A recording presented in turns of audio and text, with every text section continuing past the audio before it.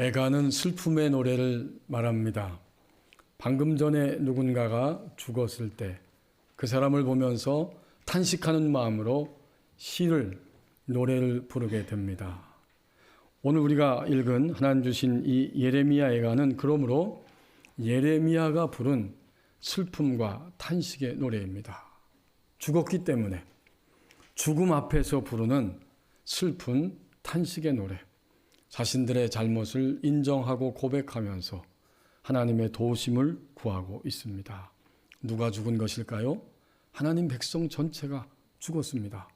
기원전 586년에 바벨론에 의해서 드디어 예루살렘 마지막 남았던 그 성벽이 무너지면서 사람들이 포로로 잡혀가고 비참하게 끌려가고 고통을 당하면서 도시가 파괴되는, 그야말로 삶의 터전이 파괴되고 그 터전이 파괴된 현실 앞에서 절망하고 쓰러져가는, 그래서 생활 속의 죽음을 맞이한 자신의 백성, 하나님의 백성을 바라보면서 탄식하면서 부르는 노래, 이것이 예레미야 애가입니다. 4절 말씀을 보십시오. 당연하게 여겼던 것들이 허락하시는 은혜였음을 알게 됩니다. 우리가 은을 주고 물을 마셨다. 값을 주고 나무들을 가져왔다. 물을 마시고 손을 뻗어서 산의 나무 땔감을 가져다가 생활하는 것은 너무나 쉬운 일들이었는데 바벨론에 의해서 점령을 당하고 점령군들이 드디어 그들 삶의 현실에 들어왔을 때 이제 더 이상 공짜가 없어졌어요. 4절 말씀에 우리가 은을 주고 물을 마셨다, 이 단어 속에는 우리가 우리의 물을, 우리가 우리의 나무를 값을 지불하고서야 쓸 수가 있게 되었습니다. 이렇게 쓰라린 고백을 지금 하고 있습니다.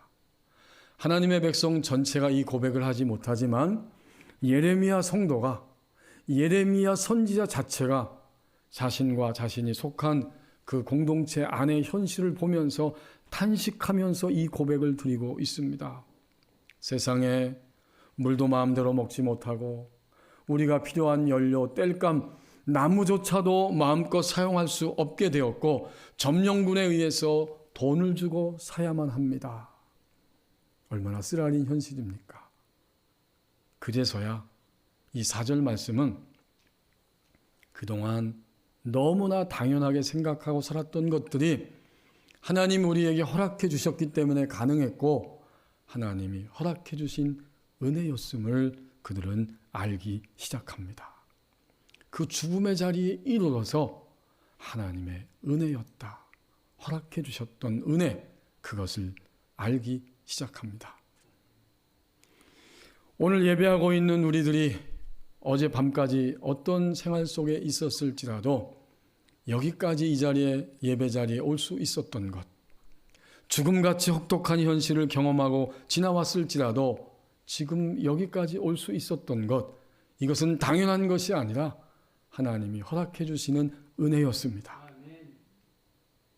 내가 누군가를 만나고 함께 이야기하고 아침에 출근하고 점심때 식사하고 저녁에 약속이 있어서 나가고 등등 일상의 모든 것들은 당연한 것이 아니라 정말 하나님이 허락해 주셔야만 가능했던 것들이고 그것이 다 하나님의 은혜였습니다.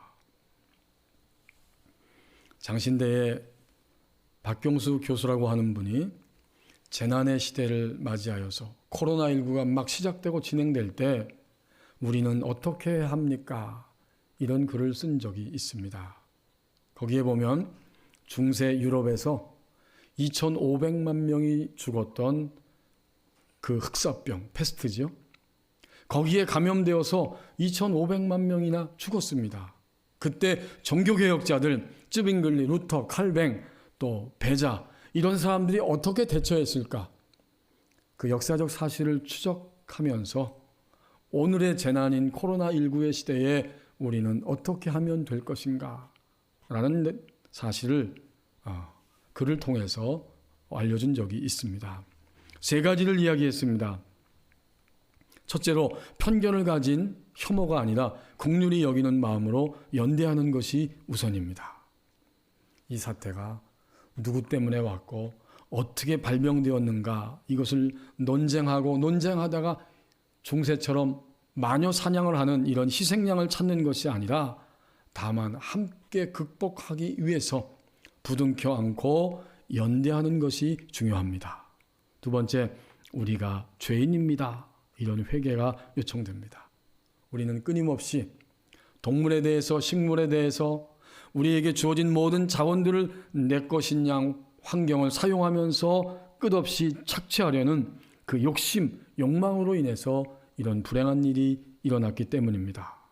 무한 경쟁과 승자 독식의 욕심을 버리지 않는 한 인류는 이것보다 더한 고난을 맞이할 수도 있습니다. 그러므로 우리는 죄인입니다. 이렇게 하나님 앞에 회개하는 것이 요청됩니다. 세 번째, 일상의 감사를 회복해야 합니다. 사람을 만나고 악수할 수 있고 함께 포옹할 수 있는 것이 얼마나 소중한지 우리 법원의교회 교우들이 다 경험했지만 함께 모여서 대면해서 예배할 수 있었던 그 순간이 얼마나 눈물겨운 것이었는지, 더불어서 밥을 먹고 서로 담소할 수 있는 것이 얼마나 큰 감사인지, 하나님이 허락하신 모든 하루의 일상은 축제이며 감사입니다. 우리는 일상 속에서 너무나 당연시했기 때문에 하나님의 은혜를 생각하지 못하고 깨닫지 못했는지도 모릅니다. 일상의 감사를 회복해야 합니다. 이런 글을 남겼습니다. 오늘 예배하는 이 자리에서 우리도 깨닫습니다. 당연하게 여기며 살았던 것들이 허락하시는 하나님의 은혜였음을 알기 시작합니다. 5절 말씀 보십시오. 내면에 있는 것들이 드러나는 고통이 있다고 말씀합니다. 예레미야는 이렇게 말하고 있습니다. 백성들과 함께 백성들의 현실 앞에서 고백하고 있는 겁니다. 우리를 뒤쫓는 자들이 우리의 목을 눌러싸우니 우리가 기진하여 쉴 수 없나이다. 바벨론에 의해서 점령을 당하고 보니까 바벨론 군대들이 잔악하게 통치합니다. 그들이 우리의 삶의 모든 발걸음마다 쫓아다니면서 억압하고 위협하기 때문에 너무 지쳐서 목이 눌리는 것 같고 우리는 쉴 수가 없습니다. 이 5절의 말을 그대로 번역하면 이런 내용입니다. 우리는 우리의 목에 박해를 당했습니다. 쉴 수가 없는 거죠. 숨을 쉴 수 없다 그 말이지만 당연히 또한 삶 전체에 5절 하반절 말씀처럼 우리가 기진하여 쉴 수 없습니다. 이것은 예레미야 선지자 시대 유다 하나님 백성의 현재적인 상황, 실제 상황이면서 오늘 우리에게 주신 말씀은 주님을 믿고 난 이후에도 여전히 기진맥진하고 숨을 쉴 수 없을 만큼 쉼이 없이 고통과 눌림 속에 있는 우리의 내면을 비춰주는 말씀이에요. 주님 믿은 이후에 현재 유다 백성들이 바벨론의 점령군에 의해서 부역을 나가야 하고 강제노동에 시달려야 하고 모든 삶이 감시 속에서 자유롭지 못한 이런 상황 속에 있는 것처럼 주님을 믿고 난 이후에도 우리는 여전히 내면에 눌리고 힘들어하는 것들이 있습니다. 주님 믿고 난 이후에 주님 믿지만 도대체 왜 내가 이렇게 힘든 것일까? 무엇 때문에 나는 이렇게 늘 불안하고 두려워하고 쫓기면서 살아가고 있는 것일까? 바로 우리의 내면을 그대로 드러내고 비춰주고 있습니다. 왕도 타락하고 관리들도 타락하고 백성들도 타락한 상태에서 멸망을 당하고 이제 그들은 고통 가운데 쫓기면서 살아가고 있습니다. 행여나 백성들은 이렇게 생각했을 수도 있습니다. 정치를 잘못해서 왕과 관리들 때문에 우리가 이렇게 망하게 되었다. 그것이 일면 맞는 이야기인데 하지만 하나님은 예레미야 선지자를 비롯해서 구약시대에 이미 수많은 선지자들을 보내셔서 그들에게 하나님의 음성을 들려주셨지만 백성들은 귀를 기울이지 않았습니다.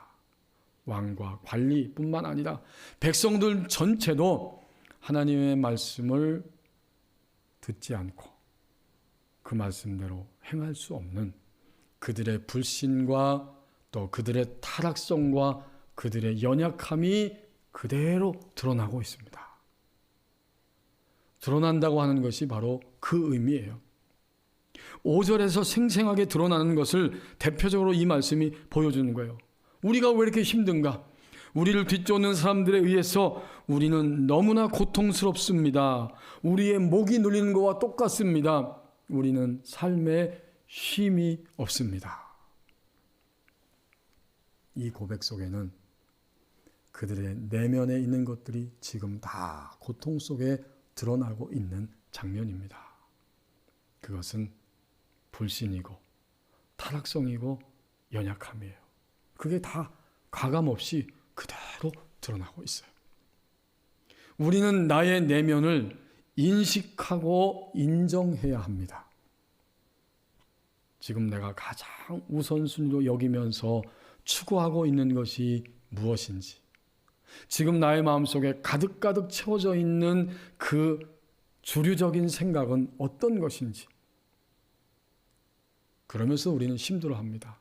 내가 그토록 애지중지하고 있는 생각들, 계획들, 이런 것들이 있지만 여전히 우리는 힘들어하고 있어요. 이것이 바로 우리 내면이 그대로 지금 드러나고 있는 중입니다. 그걸 보여주는 거예요.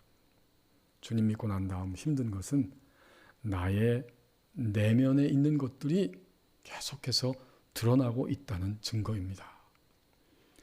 드러나고 있을 때 우리는 그 사실을 내가 인식해야 하고 그 다음에는 이렇다라고 인정해야 합니다. 그때까지 힘들어요. 나의 내면이 이렇습니다라고 감지하고 그것을 인정할 때까지 끊임없이 우리는 그 짐을 지고 살기 때문에 고통스러운 거예요. 미국의 풀러 신학교의 찰스 크래프트 교수가 자신의 이야기를 이렇게 고백한 적이 있습니다.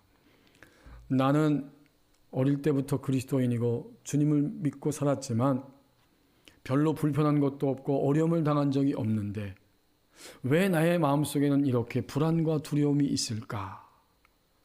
끊임없이 자기 마음 한구석에 불안하고 두렵다는 거예요. 도대체 이것이 무엇일까? 그러다가 하나님 앞에서 깨닫게 되었습니다. 자신이 엄마 아빠를 통해서 잉태될 때 그것은 원치 않는 임신이었고 어머니는 나를 원하지 않는 임신을 하고 나서는 몹시 불안한 가운데 나를 출산했다.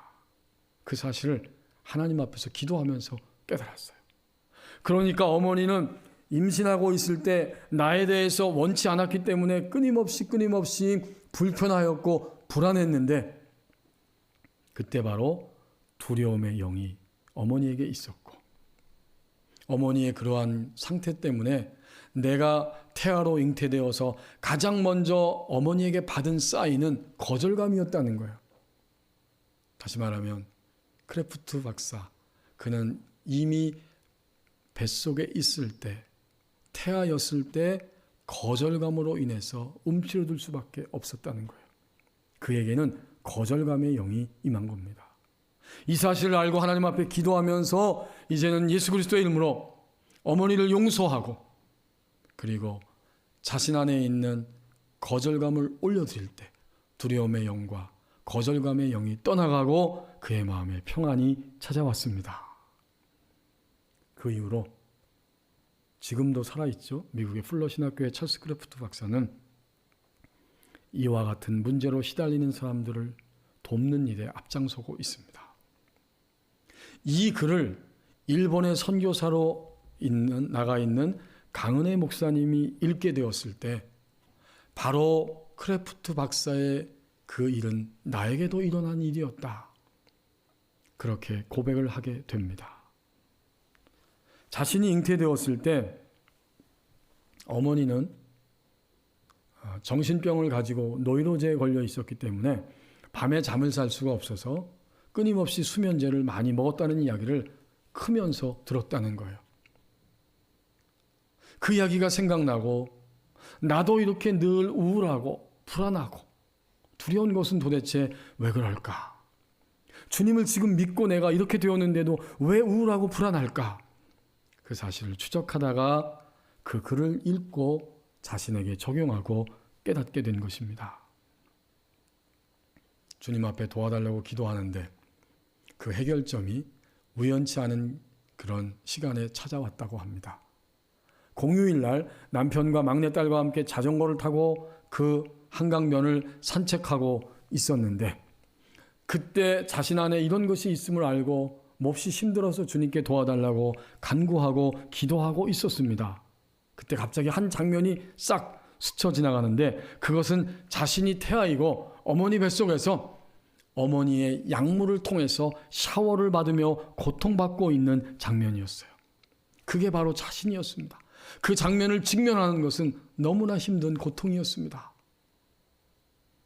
그 다음 장면에 갑자기 누군가가 슈퍼맨으로 나타나는데 예수님이었어요. 예수님이 자기를 딱 낚아채고 품에 안으십니다. 그리고는 등을 진 채 어머니를 통해서 쏟아져 나오는 약물 샤워를 예수님이 다 받아주십니다. 그 약물이 멈춰졌을 때 이제 예수님은 웃는 얼굴로 자신을 바라보셨고 그리고 높이 공중에 들어 올리시면서 여러분이 그 영화를 보셨으면 아실 거예요. 쿤타 킨테라고 하는 그 영화에서 그 쿤타 킨테가 자기 아들을 들고 기뻐하면서 공중에 올려놓습니다. 바로 그와 같이 주님은 자신을 기쁘게 여겨주시면서 들려 올려주셨다. 순식간에 지나가는 장면이었지만 예수님이 나의 생명을 구하셨고 나를 그렇게 귀하게 여기신다는 사실을 확 깨달으면서 눈물을 흘리게 됩니다. 그리고 또 깨닫습니다. 어머니가 믿지 않는 분이었고 오랫동안 수면제 과다 복용을 했지만 나를 지우지 않고 출산했다. 내가 왜 이렇게 우울하고 몸이 연약하고 불안하고 힘이 든지 이제 그 사실을 깨달았는데 그럼에도 불구하고 예수님이 나를 지켜주셨다는 사실 앞에서 눈물을 흘리게 됩니다. 또 하나의 장면이 보여지는데 수면제를 과다 복용하고 어머니가 몹시 자신 안에 있는 태아를 바라보면서 염려하고 고통스러워하고 걱정하는 모습, 괴로워하는 모습이 보여집니다. 자신이 성장했을 때 어머니로부터 종종 내가 널 임신했을 때 엄청나게 수면제를 많이 먹었어. 그런 이야기를 했는데 그 이야기 들을 때마다 엄마이지만 막 화가 나고 섭섭하고 고통스럽고 그랬는데 이제 주님이 보여주신 장면에서 엄마가 나를 사랑하지 않는 것이 아니라 나를 사랑함으로 그 수면제를 과다 복용하면서 끊임없이 나에 대해서 걱정하고 염려했다는 모습을 보았을 때 마음에 있었던 응어리가 풀어지면서 어머니를 용서하게 되었습니다. 그리고 나니까 자신 안에 있었던 불안과 두려움의 영이 떠나가게 되었습니다. 교우 여러분, 우린 다 주님 믿지요? 주님 믿고 지금 살아갑니다. 그럼에도 불구하고 오늘 5절 말씀에 있는 것처럼 나를 내면에서 쫓는 자들이 있고 그것 때문에 힘들고 숨을 쉴 수가 없고 나의 삶에 쉼이 없습니다. 이것은 고통이에요. 그러나 고통이 드러나는 것은 드러나야만 고통이면서 축복입니다. 드러나서 직면할 때에 우리는 그 고통을 드디어 던져버릴 수 있기 때문입니다. 내면에 있는 것들이 드러나는 고통이 있다고 말씀합니다. 6절 말씀을 보십시오. 하나님의 빛으로 채워지면서 든든한 평안이 찾아온다고 말씀합니다. 예레미야는 그 당시 모든 유다 백성들을 대표해서 그리고 오늘 예배하는 우리 모든 성도들을 대표해서 이렇게 현재적으로 고백합니다.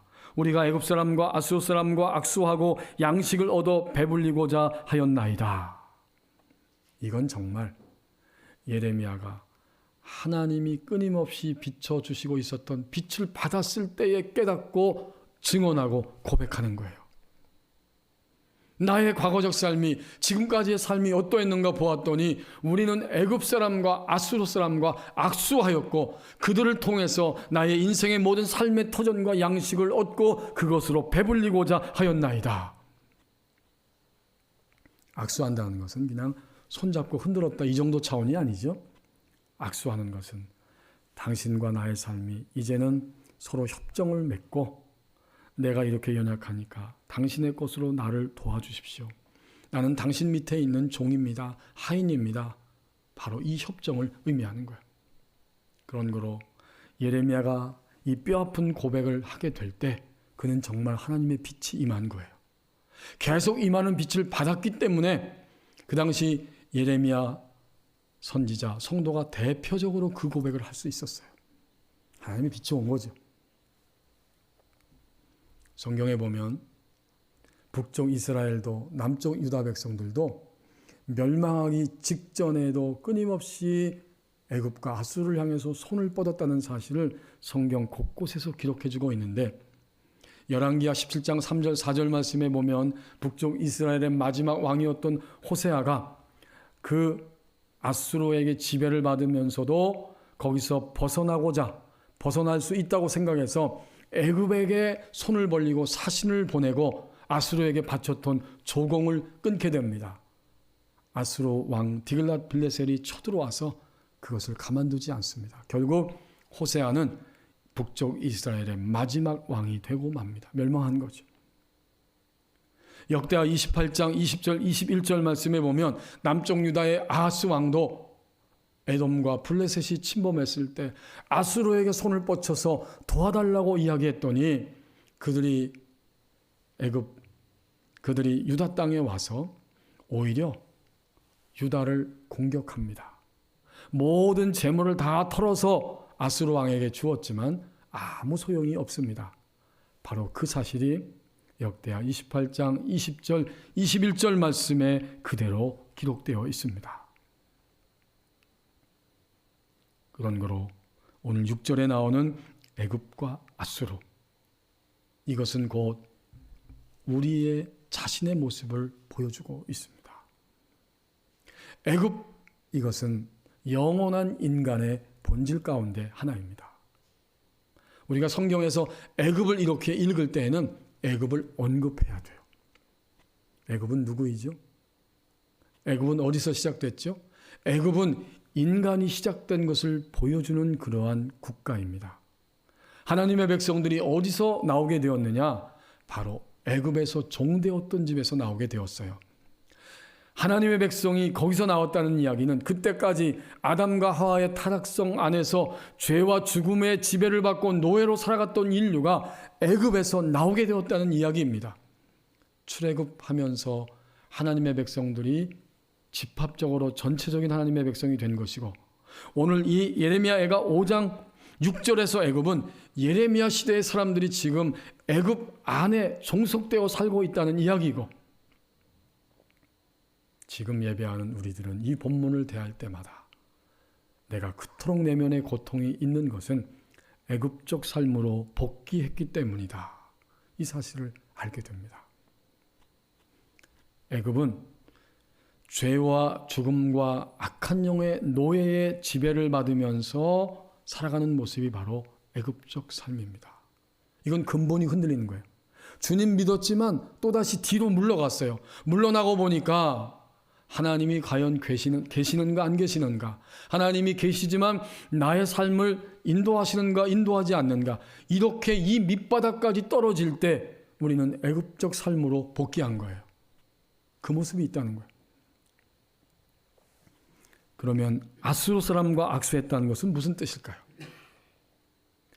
아수르 사람과 악수한 것은 왕정 통치 시대의 이야기이죠. 그것은 곧 우리가 하나님 나라 안에서 하나님 백성 될 때 우리는 모든 것을 다스리며 살 수 있는 왕이 되었는데 또다시 왕이 되어서 기쁨도 있고 감격도 있었습니다. 그렇잖아요. 하나님의 사랑이 감사하고 기뻐하는 거예요. 우린 왕으로서 이제 그만큼 다스리면서 살 수 있었던 거예요. 지금도. 그래서 예배 자리에 있는 거죠. 하지만 여전히 한쪽 구석에서는 끊임없이 시달리며 살고 있는 모습이 있어요. 감사도 있고 기쁨도 있고 승리도 있지만 여전히 나의 발목을 항상 붙잡고 있는 그것에 의해서 치명적으로 넘어집니다. 나의 육체의 연약함일 수도 있고요.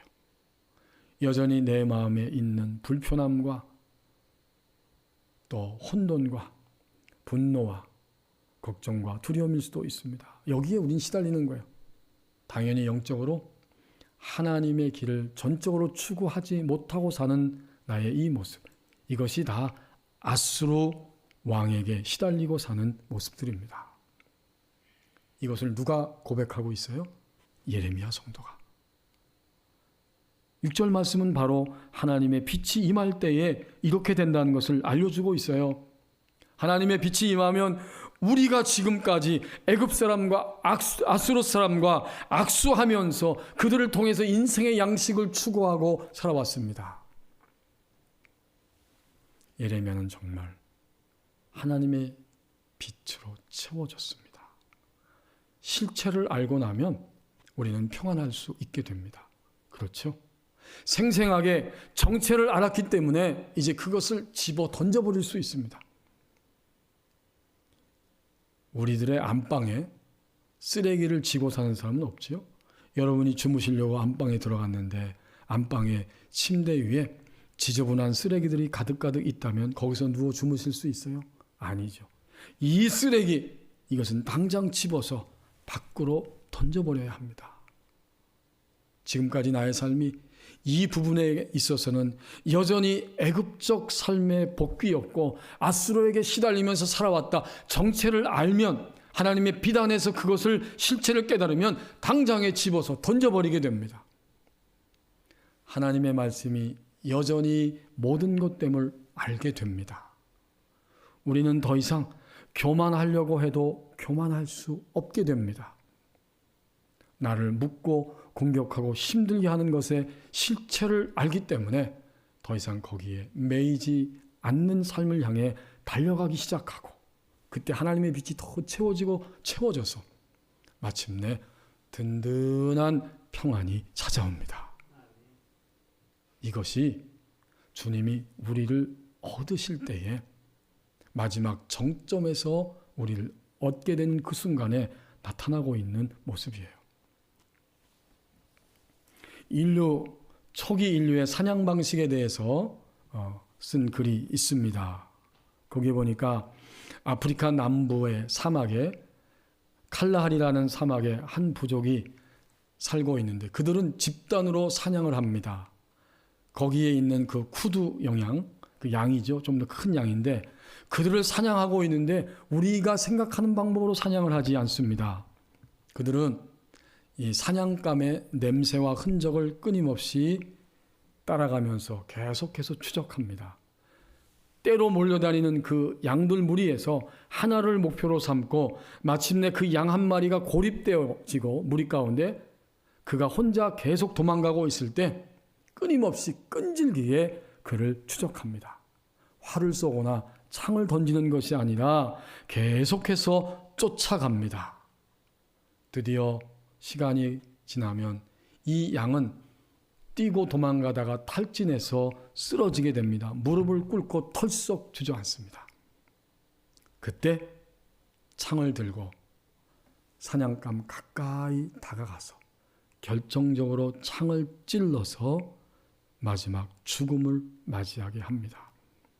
이 쓰러진 양은 털썩 주저앉아서 이제 자신의 삶을 포기한 것이죠. 눈만 껌뻑껌뻑거리고 있습니다. 그래서 아주 쉽게 그 사냥감 양을 죽이게 됩니다. 죽인 다음엔 어떻게 하는가 봤더니 흙을 뿌려주고 8시간 동안 그렇게 자신들의 추적을 따돌린 이 쿠두 그 영양에게 존중을 표하고 머리와 몸을 정성스럽게 쓰다듬는다고 합니다. 저는 그 글을 읽으면서 우리가 주님을 믿고 난 다음에 삶이 이와 같다는 사실을 생각할 수 있었습니다. 애굽과 아수르의 삶으로부터 우리가 복귀할 수 없는데 이것은 도망감으로 되는 것이 아니에요. 하나님의 빛이 임하면 도망가는 것이 아니라 죽음을 맞이합니다. 죽음을 맞이하는 순간 처리함을 받는 것이고 그래서 그때 든든한 평안이 찾아옵니다. 하나님의 빛으로 채워지면서 든든한 평안이 찾아온다고 말씀합니다. 얻는다고 하는 것은 빼앗김을 전제로 하고 있습니다. 아담과 하와 이후에 주님의 품 안에 있었던 온 인류는 빼앗겼습니다. 우리도 빼앗긴 거예요.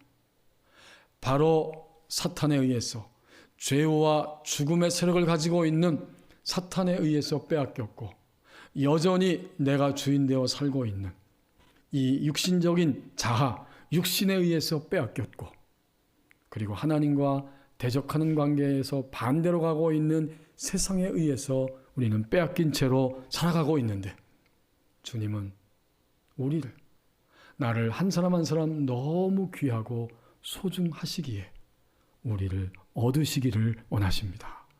이미 얻으셨고 지금도 끊임없이 얻으려고 하십니다. 주님이 나를 얻으시는 과정이 있습니다. 기도하겠습니다.